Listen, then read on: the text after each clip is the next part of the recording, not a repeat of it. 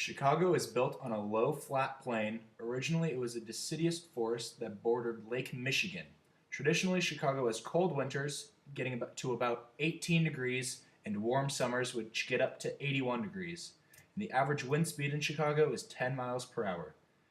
Chicago will place windmills onto roofs of government owned buildings, and to any businesses that agree to put windmills on their roofs, they will receive compensation. Chicago will also use solar panels on the sides of buildings and use ubiquitous energies technology to put solar cells to collect energy in the windows of buildings. The remaining energy will come from natural gas reserves. This is an example of a government building that we're on right here with solar panels and atriums which create natural light, and it also has a windmill on top of it and some trees we planted to. The food source for our city will be from urban farming. On the roofs, some of the many buildings in our city, there will be gardens. There will also be small farms scattered throughout the city that will provide a source of food for many people. The remainder of the food that is needed to feed our people will come from local farms.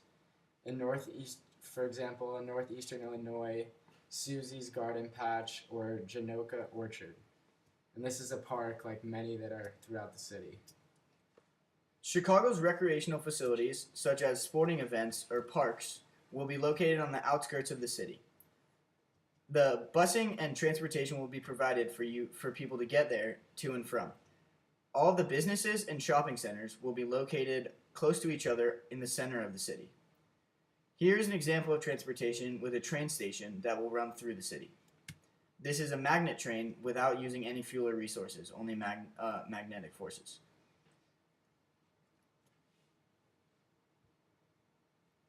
There will be bus stops with open roof overhangs for the buses and solar panels to recharge. Due to bad weather, the overhang may close and buses may recharge manually.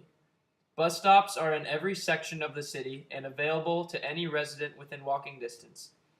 Rental bike systems are also available at equidistant locations across the city with bike racks at popular locations.